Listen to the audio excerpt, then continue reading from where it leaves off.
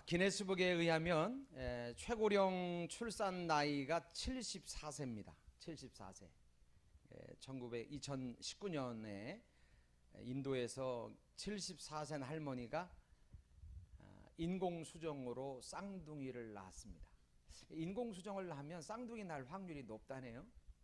그의 남편은 82세, 어느 조사해 보니까 80세라고도 하는데, 여하튼 50년 동안 결혼을 하고 나서 계속 아이를 원했는데 아이를 낳을 수 없었다가 매스컴을 통해서 인공 시술로 아이를 낳았다라는 정보를 얻고 인공 수술을 했고 인공 수정을 했고 74세에 아이를 낳았다는 겁니다. 아브라함에 사는 동네에 경사가 났습니다. 90살 된 할머니가 애를 낳은 겁니다. 사라는 인공 수정이 아니라 자연 임신으로 애를 낳습니다. 예전에 50둥이 49세에 애를 낳은, 본인이 50둥이라고 하셔서 50둥이라고 말씀드리는데 49세에 애를 낳은 집사님 한 분이 교회에 계셨습니다. 아이를 데리고, 아이가 초등학생 좀 됐는데 데리고 다니면 손자냐고 사람들이 다 묻는답니다. 그때마다 이 집사님이 아니에요, 제 아들이에요, 망측스러워요, 망측스러워. 너무 늦게 애를 낳았다는 거죠. 그렇게 얘기하는 것을 들었습니다. 자, 오늘 본문이 상황을 이렇게 표현하고 있습니다. 2절을 한번 보세요. 2절.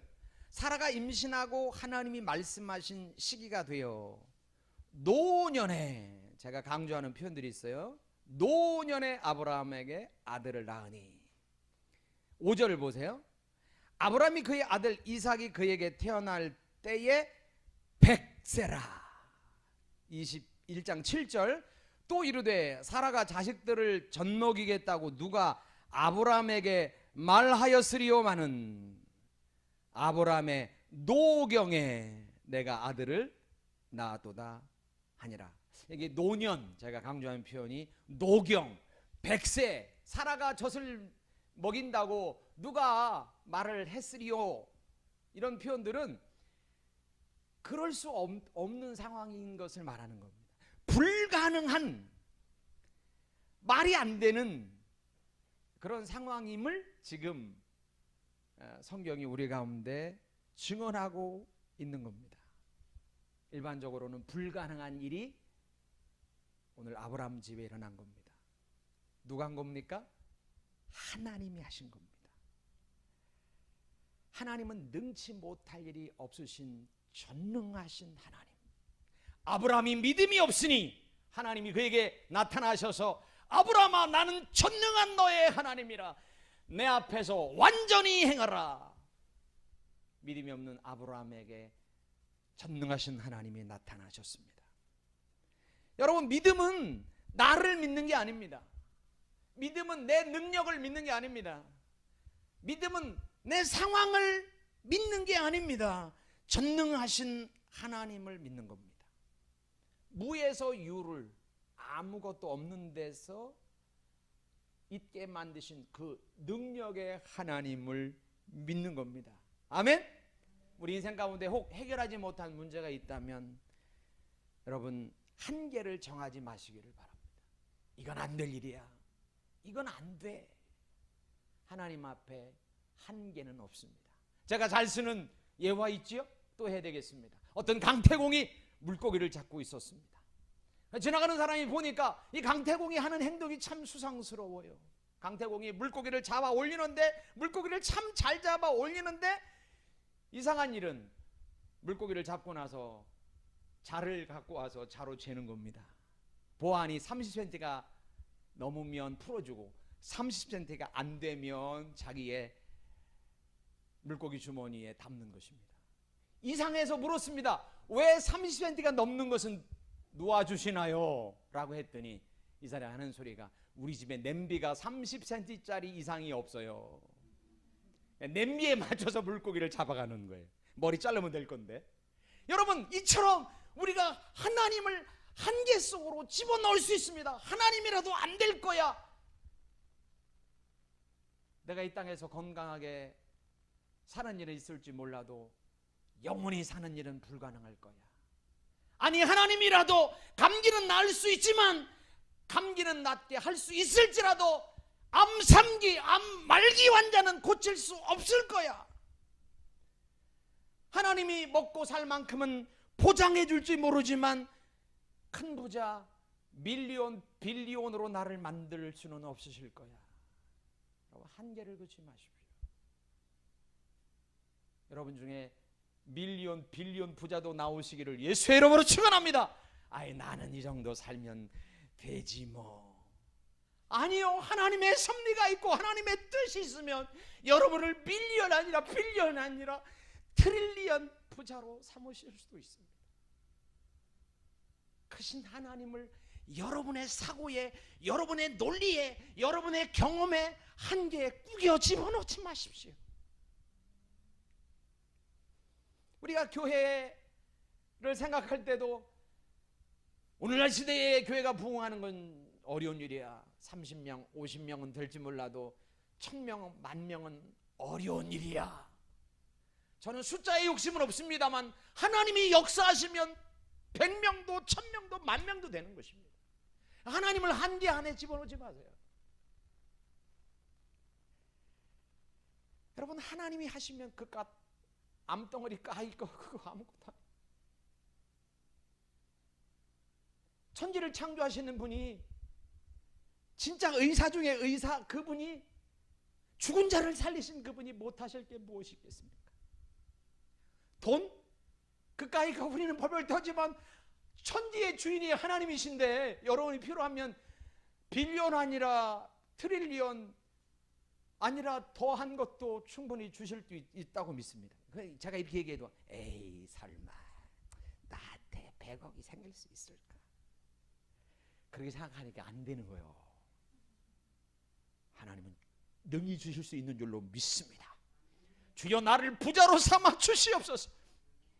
여러분이 기도할 때 여러분의 삶 속에 그런 기적 같은 역사가 일어날 줄로 분명히 믿습니다. 할렐루야. 믿는 자가 받는 거예요.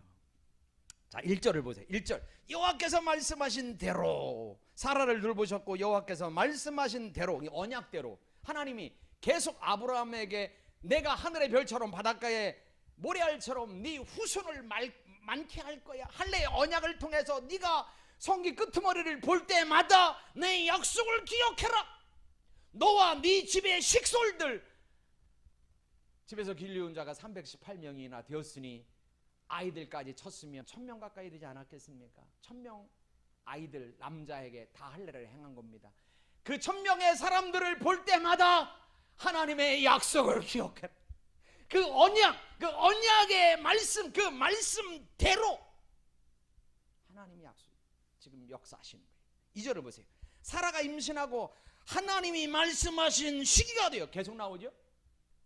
말씀하신 시기, 말씀대로 저와 여러분이 말씀대로의 신앙을 갖기를 주의 이름으로 축원합니다. 내 논리, 내 방정식이 아니라 하나님 말씀을 붙들고 가는 게 신앙입니다. 그게 신앙입니다. 말씀하신 시기가 돼요. 노년에 아브라함에게 아들을 낳으니. 지금 누가 말씀하세요? 여호와께서, 하나님이, 주어가 하나님이에요. 지금 사라가 하는 게 아니라 아브라함이 지금 애를 낳은 게 아니라, 좀 전에도 살펴보았지만 노경의 100세에 로마서에 보면 그의 몸이 죽은 것 같이 사라의 태가 죽어 있듯이 아브라함이 몸으로는 날 수 없는 형편이었습니다.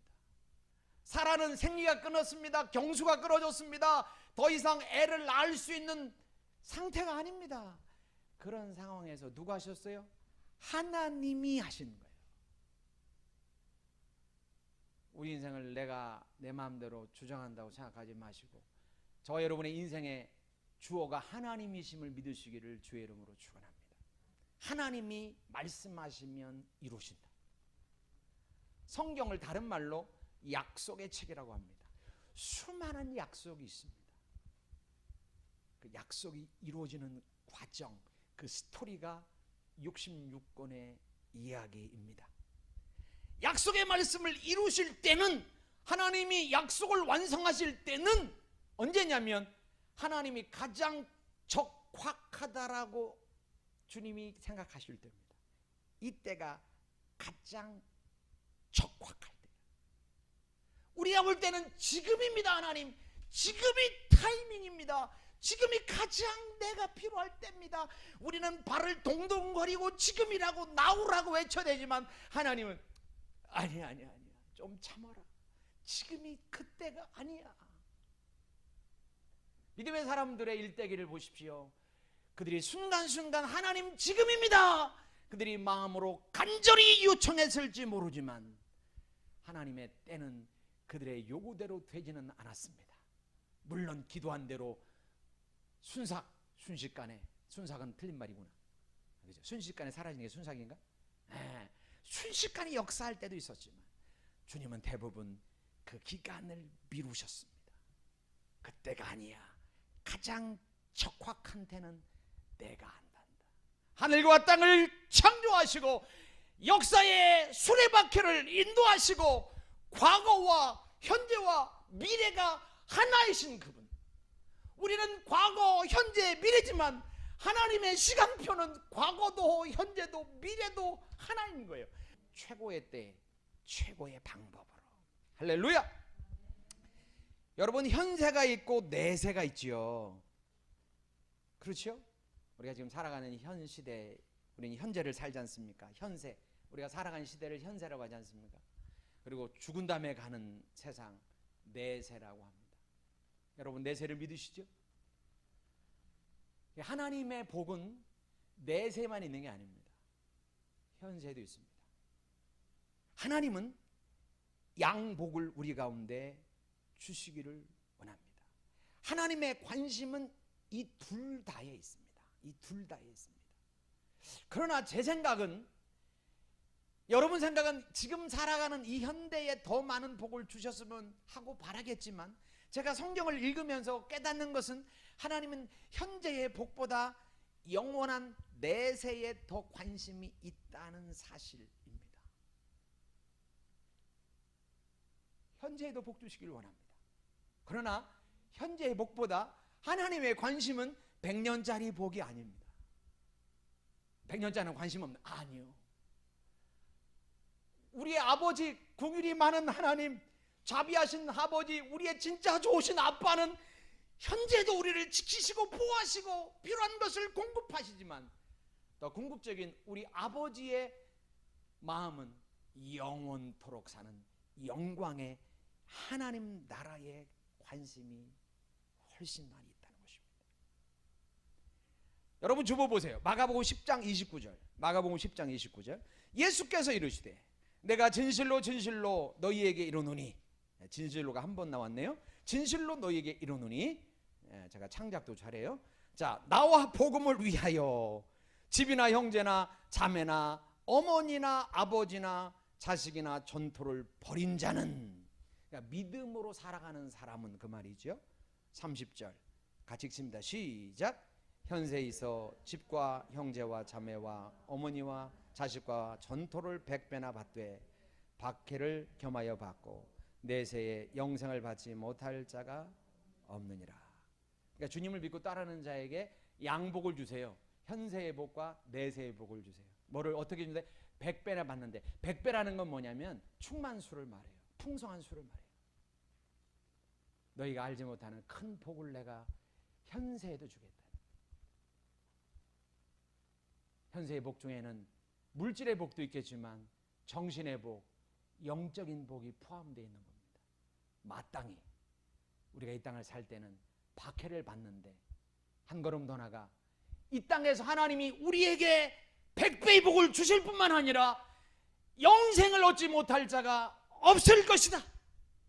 현세의 복과 내세의 복을 하나님이 보장하신다. 하나님은 좋은 아버지세요. 할렐루야. 현세와 내세를 하나님은 같이 보세요. 현세만 보지 않고 하나님은 저 멀리 우리가 영광의 나라에서 영원토록 복받기를 원하심으로 때론 되게도 하고 때론 안 되게도 하세요. 되게 하시면 되게 하시는 이유가 있는 거예요. 그것이 현세를 위해서도 타이밍적으로 볼 때 안 될 때는 안 되는 이유가 있는 거고, 되게 하시면 되게 하는 이유가 있는 거예요. 그때가 하나님의 때이기 때문이에요. 아무리 이해가 안 돼도 때론 그것이 내세를 위하여 우리를 다듬으시고 빚으시기에 그것이 더 옳기 때문에,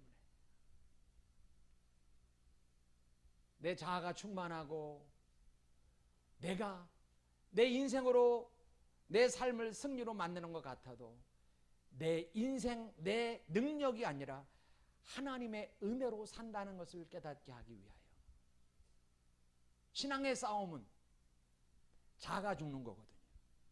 내 자아가 죽어야 하나님의 나라가 살기 때문에, 내가 죽어야 하나님이 일하시기 때문에 우리를 다듬으시고 우리를 빚으시기 위하여 때론 우리가 원치 않는 고통의 환경으로도 우리를 몰아넣으시기도 한다는 사실을 우리가 믿을 줄 알아야 됩니다. 그 믿음이 열리시기를 바랍니다. 하나님은 최고의 좋은 길로 인도하신다. 아니, 목사님 그냥 설교문에 그렇게 썼으니까 얘기하는 거죠. 아니요. 그게 아니라 최고의 사랑의 하나님, 최고의 선 되신 그 하나님이, 아들까지 십자가에 못 박기까지 사랑하신 그 하나님이 여러분의 과거와 현재와 미래 모든 것을 주장하시는 그 하나님이 우리를 최고의 길로 인도하시기를 원하신다는 사실을 여러분이 믿으셔야 됩니다. 믿으시고 어떤 환경과 처지 속에서도 불평하고 원망하지 말고 그런 상황 속에서도 감사로 나가기를 예수의 이름으로 축원합니다. 3절 봅니다. 3절. 아브라함이 그에게 태어난 아들고 사라가 자기에게 낳은 아들을 이름하여 이삭이라 하였고, 그 아들 이삭이 난 지 8일 만에 그가 하나님이 명령하신 대로 할례를 행하였더라. 아브라함이 그의 아들 이삭이 그에게 태어날 때에 100세라. 사라가 이르되 하나님이 나를 웃게 하시니 듣는 자가 나와 함께 웃으리로다. 또 이르되 사라가 자식들을 젖먹이겠다고 누가 아브라함에게 말하였으리요마는 아브라함의 노경에 내가 아들을 낳았도다 하니라. 아들을 낳고 이름을 이삭이라고 했습니다. 히브리어를 찾아보니까 차하크입니다. 따라합니다. 차하크.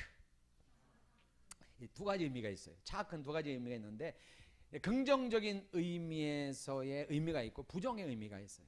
긍정의 의미는 둘 다 웃음인데, 웃음. 네, 하나는 부정적으로 비웃음이라는 단어를 쓸 때도 차하크고, 진짜 좋아서 긍정적인 차원에서 웃을 때도 차하크예요. 이삭은 두 가지 의미를 다 사실은 다 갖고 있습니다. 처음에 이 이름은 부정적인 차원에서 이름이 시작됐습니다. 99세가 된 아브라함에게 하나님이 찾아오셔서 내년 이맘때에 네 아내에게 아들이 있으리라. 네 아내가 아들을 내게 낳아주리라. 아브라함도 놀랬고 웃었습니다. 사라가 부엌에서 그것을 듣고 속으로 희죽거리고 웃습니다. 이 노인네가 무슨 애를 낳는다고. 하나님 농담이 심하시네. 지나가는 개들이 웃을 거야 하면서 믿지 않는 불신의 웃음, 불신의 웃음. 그래서 하나님이 사라에게 네가 왜 웃느냐 그러잖아요. 아들을 낳으니 이름을 이삭이라 해라. 비웃음이라 해라. 그런데 아브라함과 사라가 처음에는 불신앙의 웃음을 가졌지만 나중에는 이삭을 낳고 나서는 신앙의 웃음을 갖습니다. 불신앙의 웃음이 신앙의 웃음으로 바뀝니다. 아이를 낳아놓고 기쁨으로, 감사로, 즐거움으로 하나님을 찬양하고 있는 아브라함과 사라의 모습을 우리는 바라봅니다. 50살에 애를 낳아도 화제가 되는데 90살 할머니가 애를 낳았으니 세상 그 동네 그 세상 속에서 얼마나 이야기거리가 되었겠습니까? 아주 대서특필된 거지요. 어머머, 어느 동네에 그새 90노인네가 애를 낳대. 이게 있을 수 있는 일이야. 어머, 망측해라. 90노인이 젖을 먹인데. 그들이 상상하며 분명히 희죽희죽 웃었을 겁니다. 그리고 아브라함이 사는 동네로 세상 사람들이 몰려왔을 겁니다. 실제인지 아니면 가짜인지 그들이 확인하러 그들이 몰려들었을 겁니다. 그들이 와서 웃겨서 웃고, 신기해서 웃고, 기뻐서 웃고, 웃습니다. 축복합니다. 여러분도 웃고 사십시오. 여사랑 인사합니다. 웃고 삽시다. 무엇보다 아브라함과 사라가 웃습니다. 100살의 나타니 어이가 없어서 웃습니다. 기적 같은 일이 벌어져서 웃습니다. 하나님의 약속이 실현된 것이 기뻐서 웃습니다. 그리고 약속의 성취를 통해서 하나님이 하신 남은 약속, 땅도 주겠다, 민족을 만들겠다, 하나님 나라를 세우겠다라는 나머지 약속을 기대하면서, 그렇게 하실 하나님으로 인하여 기대하며 기뻐하며 아브라함이 지금 웃고 있는 겁니다. 신앙의 웃음, 믿음의 웃음인 것입니다. 8절 보세요. 8절. 아이가 자라매. 아이가 누굽니까? 이삭이지요. 예. 아이가 자랐다. 기쁨이 자랐다. 저와 여러분의 인생 가운데도 날마다 기쁨이 자라나기를 축복합니다. 젖을 떼고 이삭이 젖을 떼는 날에 아브라함이 큰 잔치를 베풀었더라. 사라가 본즉 아브라함의 아들 애굽 여인 하갈의 아들 누구죠? 이스마엘이 이삭을 놀리는지라. 보통 젖을 언제 떼나요? 예? 성집사님, 최정수 몇 살이 돼요? 돌 지나서 떼요? 그렇게 빨리 떼나요? 본래 그래요 원래? 옛날에도 그랬어요? 아, 그렇구나. 예, 돌 지나서 뗐다고 보면 이삭이 태어났을 때 하갈의 소생 이스마엘의 나이가 14살이었거든요. 돌 지나고 뗐으니까 우리나라로 치면 16살입니다. 중3 나이. 이스마엘이 중3 때 아브라함이 너무 기뻐서 동네 잔치를 벌였어요. 큰 잔치. 오늘 보니까 큰 잔치를 대연을 배설했어요. 그러니까 잔칫날 사라가 보니까 사라가 얼마나 이 백동빛을 갖고 아들을 지켜보았겠습니까? 저희 아버지가 저희 부친이 애 키울 때는 눈빛이 백동빛이어야 된다고 했거든요. 백동 아십니까?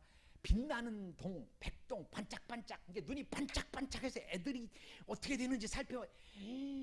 90살에 낳았으니 사라가 얼마나 이삭이 애지중지 됐겠습니까? 그냥 백동빛 아니라 그냥 천동빛을 가지고 그냥. 그런데 이스마엘이 말이죠. 하갈의 소생 이스마엘이 이삭을 희롱하는 것을 본 것입니다. 이삭을 희롱하는지를. 여러분, 이 희롱이라는 단어를 찾아보면, 이 놀린다는 말을 찾아보면 차하크입니다. 이삭이라는 말과 똑같습니다. 웃음이라는 게 부정적으로 쓸 수도 있고 긍정적으로 쓸 수 있다고 했잖아요. 이삭이 차하크인데 여기서 놀렸다는 말도 동일하게 차하크입니다.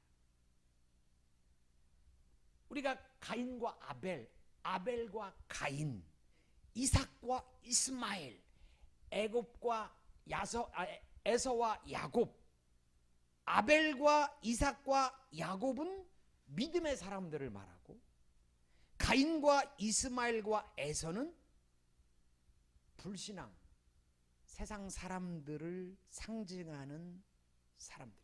아벨과 누구예요? 가인, 그죠? 이삭과 이스마엘, 또 야곱과 에서. 전자의 사람은 믿음의 사람을 말하는 거예요. 후자의 사람은요, 불신앙으로 인해 태어난 사람, 불신앙을 말하는 거예요. 앞의 사람을 믿음으로 말한다면 뒤의 사람은 세상, 새 속을 뜻하는 상징적인 이름이에요. 지금 이스마엘이 이삭을 보고 비웃는 것은 세상이 믿음을 보고 세상이 복음을 비웃는 거예요. 세상이 복음을 비웃어요. 믿지 않는 사람들이 하나님을 믿는 신자를 비웃는다는 거예요. 하나님이 어디 있어? 구원이 어디 있어? 천국이 어디 있어? 죽으면 끝이지. 주일날마다 교회가 어리석은 사람들아, 어떻게 번 돈인데 그것을 10의 1조를 교회에다 바쳐? 이것들 참 미친 인간들 아니야. 어리석은 인간들이라고. 세상은 우리를 희롱하고 우리를 비웃는 것이에요. 차크라고 말해요. 여러분 당황할 거 없어요. 여러분 놀랄 거 없어요. 예수님도 비웃음을 당하셨어요. 예수님의 3년의 공생애를 살펴보면 조롱당하고 심지어는 십자가에 못 박혀 죽이기까지 하셨어요. 세상은 하나님의 복음을 비웃습니다. 이제까지 늘상 그래왔습니다. 하나님이 없는 가치관으로 바라보면 예수를 믿는 것은 참으로 어리석은 일입니다. 지금 이스마엘이 이삭을 비웃고 있는 것이에요. 세상이 믿는 우리를 비웃고 있다고요. 이 좋은 날에 놀러 가야지 교회를 가. 세상 사람들은 희죽희죽 우리의 삶을 보고 비웃습니다. 여러분, 우리가 세상과 맞짱 떠서 이길 수 있을 것 같습니까? 영적으로는 이기지만 우리가 교묘하게 거짓말로 사기쳐서 세상을 절대 이길 수가 없어요. 이길 수가 없는 거예요. 악으로 똘똘 뭉쳐진 세상을 믿음으로 살려고 하는 우리가 어떻게 이깁니까? 그러니까 세상이 우리를 비웃는 것이에요. 우리가 믿음으로 살면 비웃음을 당할 수밖에 없어요. 내가 열심히 예수를 믿는다면 어찌 보면 인생을 살면서 비웃음을 당해왔을 겁니다. 왜 그렇게 살아? 이 좋은 날에 왜 그렇게 신앙을 따라 살아? 왜 바보처럼 손해보고 살아? 세상 사람들이 우리를 안타깝게 여기며 때론 비웃고 조소했을 겁니다. 목사님, 저는 한 번도 그런 일이 없습니다 라고 여러분이 대답한다면 나는 믿음으로 살지 않고 지난주의 말씀처럼 소활신앙으로 타협적으로 사는 것입니다. 여기에서는 이렇게 저기에서는 이렇게 좋은 게 좋은 거요. 중용의 도가 있잖아요. 그냥 같이 어우러져 살아야지요. 예수 믿는 게 특별한 거 이시요. 교회에서는 크리스찬으로, 세상에서는 그냥 불신자처럼 같이 어울려야 돼. 술 먹을 때 술도 먹고, 뭐 그냥 여자 끼고 술 마실 때도 한 잔 그렇게 하고 그런 거지요. 그러니까 세상 속에서 비웃음거리가 되지 않았죠. 믿음의 관점으로 사업을 하고 믿음의 관점으로 인생을 살아간다면 우리는 세상에서 조소를 받아야 되는 겁니다. 고린도전서 1장 18절, 십자가의 도가 멸망당하는 자에게는 미련한 것이요 구원을 받는 우리에게는 하나님의 능력이라. 고린도전서 1장 24절, 우리는 십자가에 못 박힌 그리스도를 전하니 유대인에게는 꺼리끼는 것이요 이방인에게는 미련한 것이로되. 세상 사람들에겐 예수를 믿는 게 넌센스로 보이고 미련하게 보이는 거예요. 웃기는 짬뽕인 거죠. 차악한 거죠. 그들이 웃는 것이요. 그러나 우리에겐 십자가가 복음이 능력인 겁니다. 세상이 우리를 비웃습니까? 여러분을 비웃습니까? 조롱합니까? 당연한 겁니다. 당연한 겁니다. 마귀는 에덴 동산에서부터 비웃었습니다. 마귀는 에덴 동산에서부터 비웃었습니다. 하와에게 찾아와서 동산 나무의 모든 실과를 먹지 말라 하더냐? 하와가 아니 모든 열매를 먹어도 되지만 저 중앙에 있는 그 선악과는 먹지도 만지지도 말라고 하셨어. 죽을까 하노라 하셨어. 사단은 어떻게 반응했을까요? 야야 그걸 믿냐 이 바보야? 하나님이 거짓말 친 거야. 네가 그거 먹으면 네가 하나님 같아질 수 있으니까. 네가 하나님 같아질까 봐 하나님이 거짓말 친 거야. 조소하고 야유하고 사단은 에덴 동산부터 하나님 믿는 자녀들을 비웃었습니다. 새로운 게 아닙니다. 세상이 우리를 비웃는 것은 새로운 게 아니라 자연스럽고 어찌 보면 당연한 겁니다. 원래 그런 겁니다.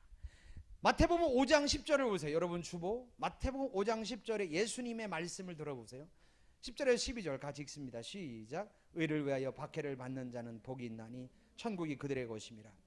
나로 말미암아 너희를 욕하고 박해하고 거짓으로 너희를 거스려 모든 악한 말을 할 때에는 너희에게 복이 있나니 기뻐하고 즐거워하라. 하늘에서 너희의 상이 큼이라. 너희 전에 있었던 선지자들도 이같이 박해하였느니라. 세상이 우리를 비웃고 조소하고 박해하면 오히려 어떻게 하래요? 기뻐하래요. 왜? 하늘의 상이 크대요. 너희 있던 믿음의 선배들, 믿음의 선진들, 노아, 에녹, 아브라함, 이삭, 야곱, 모세, 너희가 영웅으로 여기는 믿음의 선배들, 그들의 삶 속에도 똑같이 세상의 야유와 조롱과 비난이 있었음을 알거라. 여러분, 믿음으로 살면 우리가 조롱을 받게 되는 것이에요. 성경은 말합니다. 우리의 싸움은 영적인 것이고 혈과 육에 대한 것이 아니다. 에베소 6장 12절 우리의 씨름은 혈과 육을 상대하는 것이 아니요 통치자들과 권세자들과 이 세상의 주관자들과 하늘에 있는 악의 영들을 상대함이라. 우리의 싸움, 우리의 씨름은 뭐라고 그래요?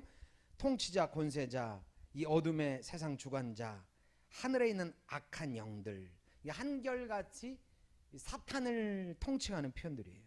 그러니까 우리의 씨름은 사람과 하는 게 아니라 몸으로 육박전하는 게 아니라 영적인 거라는 거죠.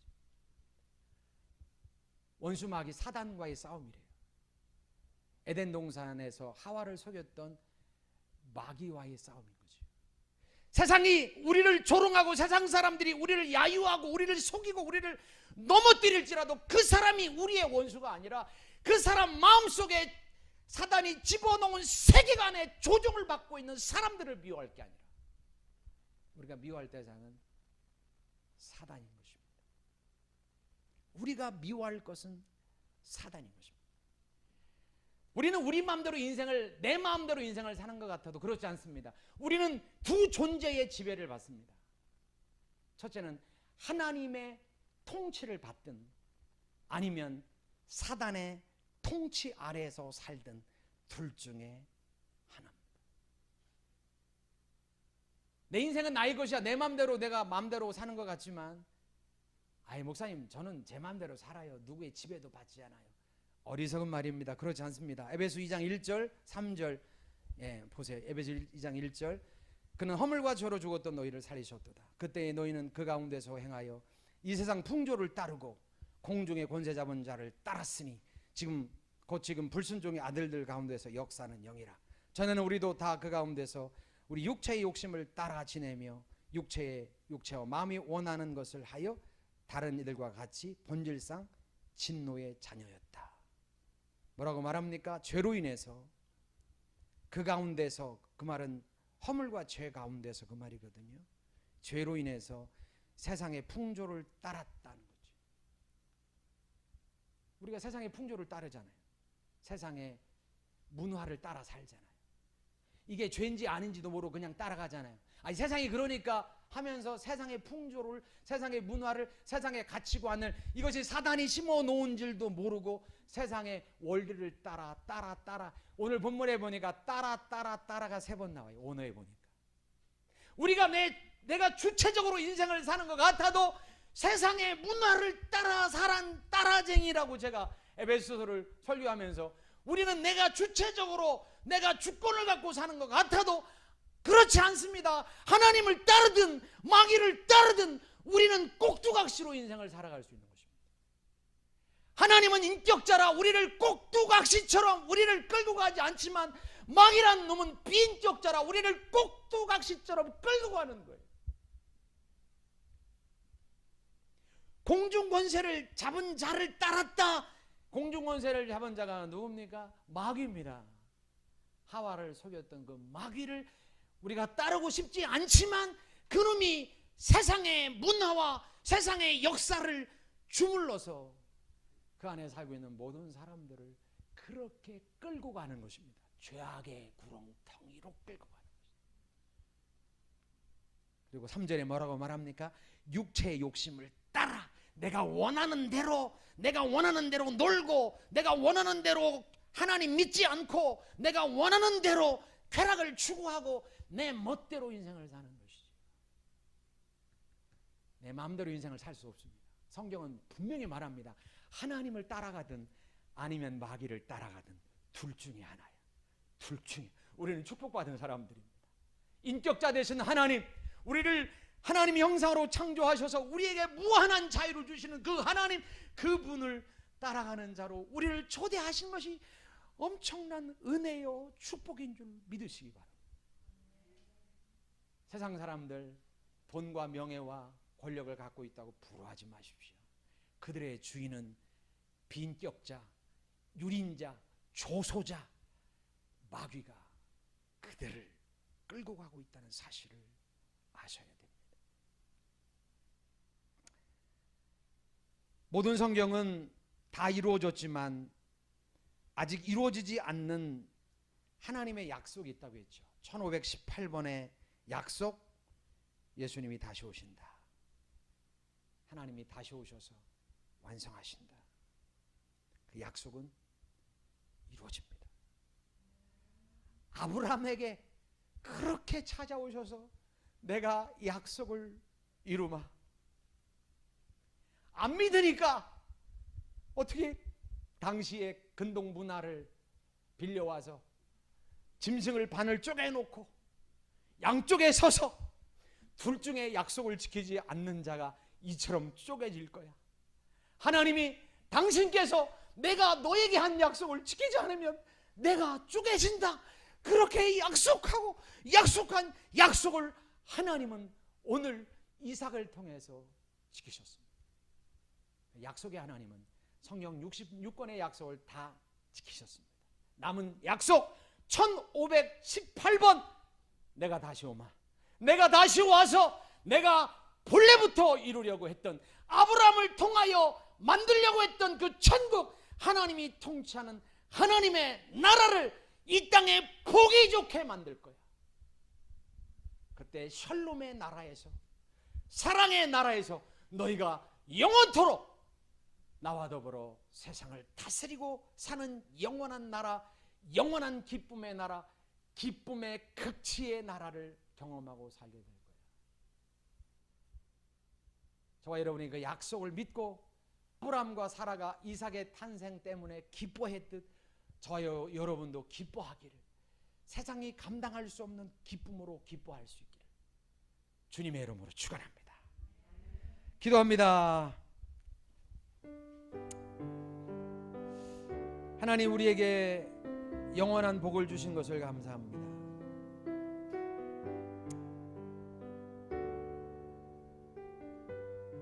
우리는 하나님의 은혜로, 예수 그리스도의 십자가의 구속의 은혜로 진짜 웃게 될 줄 믿습니다. 이미 시작하신 하나님 나라를 믿지만 앞으로 완성하실 하나님 약속의, 하나님의 그 약속을 믿기에 진짜 기뻐하고 즐거워하는 저희들 되게 하옵소서.